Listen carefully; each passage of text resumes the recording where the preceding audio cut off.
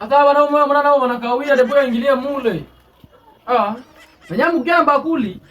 Si hatuna bakuli. Hivi na baona. Mimi na shana mimi nakula nyama zangu mbili shamba na tamu zingine zangu. Mwenyewe una akili. Mimi bakuli yangu. Asalamu alaykum. Wa alaykum salaam wa sana barakatuh. Mbona uko hapa kwa mwanamke alorki huko mwanaume? Si wanaume ni kule nyuma. Hapa mimi mbona mimi nafanya ngoza kufanana na wenzangu. Mimi tuname ile kanzangu haikukauka sana. Sasa njoo kika hapa kwa wanamke. Kaanza kukauka njoo nimeona ni kwenda na hizo msana ni bagua sana. Hapana, uende kwa baba kule.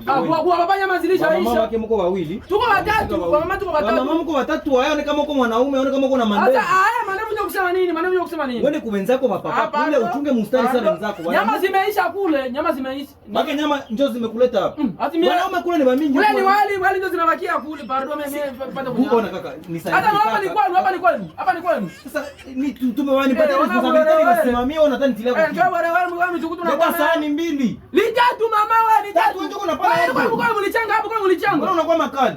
Mtatilia mtoto wangu amusha moyo. Mimi mtanipa nyama. Wewe ni kule kwa papa. Siwezi enda kule hata mfea Sahani mbili. Litatu. Na nyongeza yangu nyama mbili. Mimi nyama mbili za nini papa? Nimekatala shoko wewe Ismani nimekuja huku. Unaenda hatufunge mtu.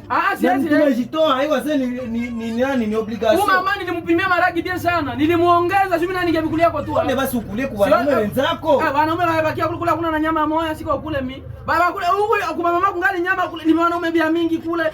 Na pale kuko bwana wa Kristo ndio mzambika kwa. Nataka waletea huyo atawakia tu. Siwezi mimi kama mimi naweza.